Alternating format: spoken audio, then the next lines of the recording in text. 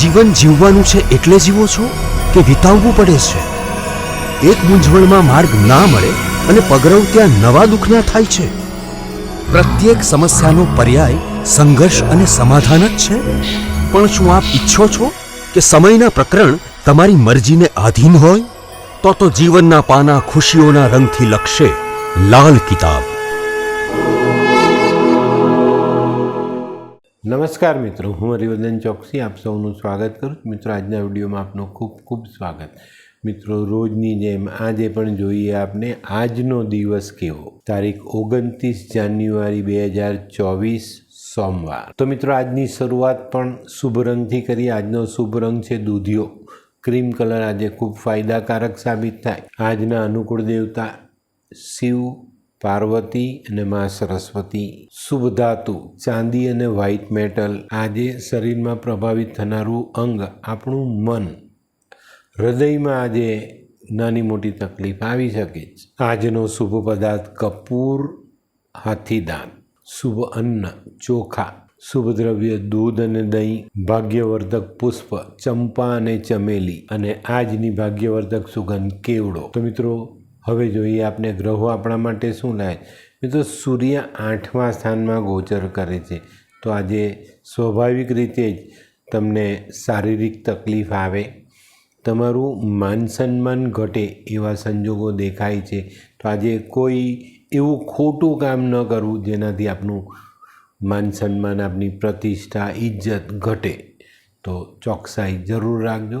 મિત્રો, મહાદેવનો દૂધ પાણીથી અભિષેક કરીને દિવસની શરૂઆત કરજો. ચંદ્ર આજે 12મા સ્થાનમાં ગોચર કરે છે. આજે જો આપણે આપની વાણી પરનો કંટ્રોલ ગુમાવીએ તો આપની તકલીફ વધી જાય. તો એની પર ધ્યાન અવશ્ય રાખજો. આજે જૂનો ભૂતકાળ યાદ કરીને કે એને મનમાં લાવીને દુઃખી નથી થવાનું. મંગળ આજે 3જા સ્થાનમાં ગોચર કરે છે. તો મિત્રો, આજે છે ને તમારો કામ કરવાનો ઉત્સાહ ડબલ થાય. આજે કંઈક નવું કરવાની ઈચ્છા થાય, કંઈક પરાક્રમ કરવાની ઈચ્છા થાય, પણ થોડું સંભાળીને બે યોગ્ય માણસની સલાહ લઈને કરશો તો વાંધો નહીં આવે. આજે કોઈકની પાસે ખોટી આશા અપેક્ષાઓ રાખતા નહીં તો તમને તકલીફ પડશે.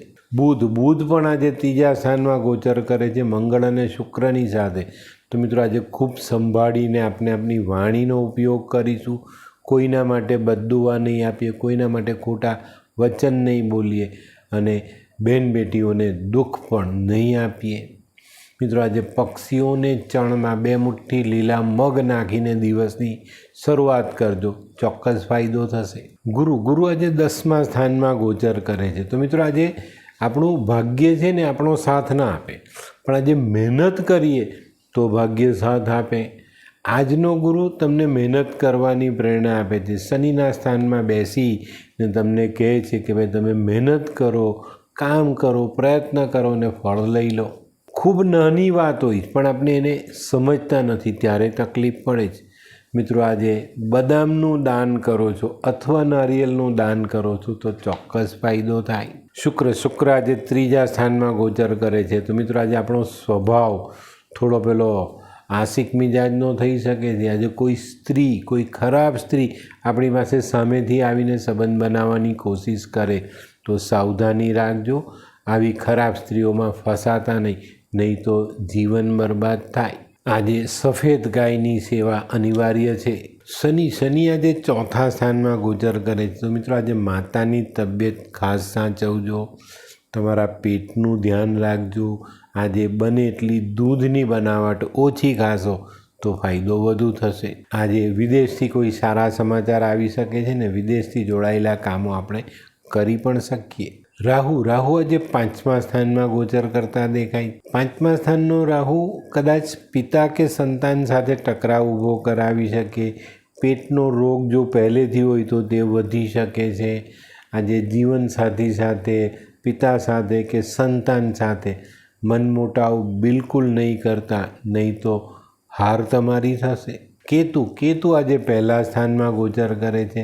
તો મિત્રો, આજે ચોક્કસપણે સરકારી કામોમાં અડચણ આવે, પણ જો એક લાલ રૂમાલ સાથે રાખીને જઈશું સરકારી કામમાં તો આજે આપણને તકલીફ નહીં પડે.